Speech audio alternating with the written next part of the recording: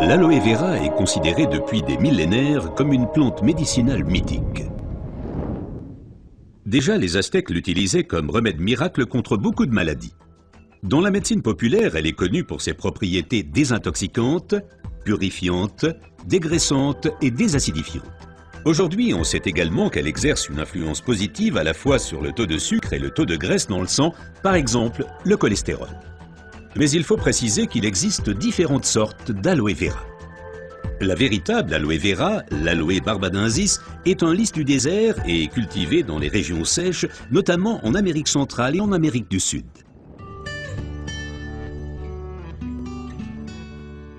L'efficacité de l'aloe vera dépend principalement de son traitement, mais les différences se font dès la récolte.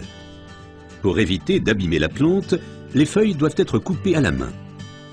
Comme la pellicule supérieure de la feuille contient de l'aloïne toxique qui protège la plante contre les animaux et a un effet laxatif pour l'être humain, il faut bien séparer l'enveloppe du gel intérieur. Le gel est du reste l'élément le plus précieux de l'aloe vera. Il contient à lui seul plus de 150 composants importants et bénéfiques pour la santé tels que vitamines, enzymes, polysaccharides et oligoéléments. Et c'est précisément cette combinaison unique, cette association de différentes substances qui entraîne l'effet médicinal. L'un des composants les plus importants est l'acémanal. Il a une influence positive sur le système immunitaire et diminue d'autre part les inflammations et les radicaux libres. Le résultat, une amélioration de l'apport en oxygène. Observons ce phénomène de plus près. Le sang assimile l'oxygène dans le poumon et le transporte à travers les vaisseaux sanguins vers les cellules.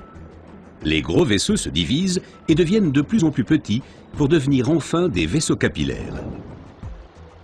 Les capillaires sont les plus petits vaisseaux sanguins. C'est là qu'a lieu le transfert de l'oxygène du vaisseau sanguin vers les cellules.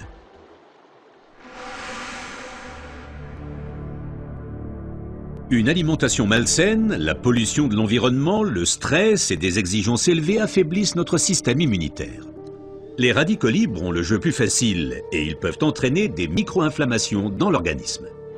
Ces inflammations altèrent les vaisseaux et entraînent un épaississement des parois des capillaires. Ce gonflement rétrécit le vaisseau et les globules rouges circulent plus lentement à travers les capillaires, entraînant une baisse de l'alimentation en oxygène. Et c'est là que l'aloe vera intervient. Elle réduit le gonflement des parois des capillaires. Les globules rouges circulent plus rapidement et l'alimentation en oxygène est améliorée. Les toxines et les impuretés sont évacuées plus rapidement. De récentes études indiquent que d'autres substances naturelles peuvent encore améliorer l'effet de l'aloe vera. Parmi ces substances, il faut citer tout d'abord le silicium, mais aussi l'huile d'onagre et enfin les minéraux basiques. Observons tout d'abord le silicium d'un peu plus près. Le silicium est indispensable à l'organisme. C'est un élément structurant. Nous le connaissons surtout sous forme de sable de quartz que l'on trouve dans la pierre et le béton. Dans l'organisme, le silicium contribue à stabiliser les tissus, mais il renforce également les os, les ongles, les cheveux, les tissus conjonctifs et les parois des capillaires. Avec l'âge, les capillaires menacent de perdre leur fermeté. Ils peuvent littéralement se désagréger, ce qui entraîne une interruption du flux sanguin.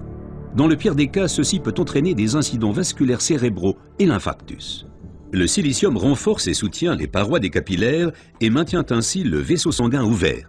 Les globules peuvent ainsi continuer à alimenter les cellules en oxygène. Mais le corps humain ne peut pas s'alimenter en silicium sous sa forme d'origine qu'est le sable de quartz. Toutefois, la nature offre des alternatives, et notamment une source végétale idéale, l'ortie. Car elle est riche en silicium naturel, mieux assimilable par l'être humain.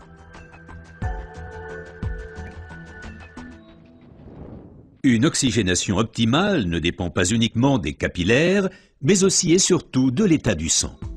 Le sang ne peut bien circuler dans les vaisseaux capillaires que s'il est suffisamment fluide. Certaines substances peuvent améliorer la fluidité du sang, l'huile d'onagre avec ses acides gras insaturés et naturellement les minéraux basiques.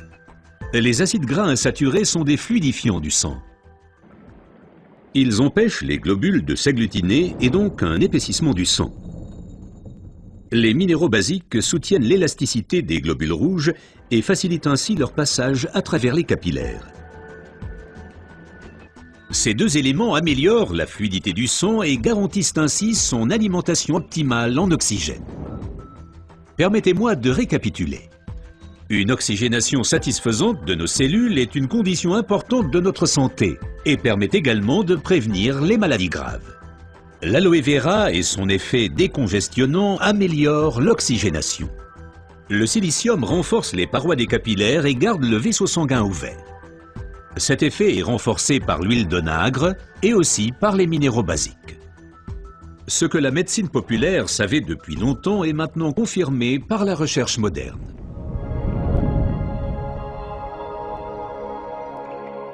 L'aloe vera améliore l'apport en oxygène et donc votre santé. Car l'oxygène signifie la vie. Faites confiance à l'aloe vera.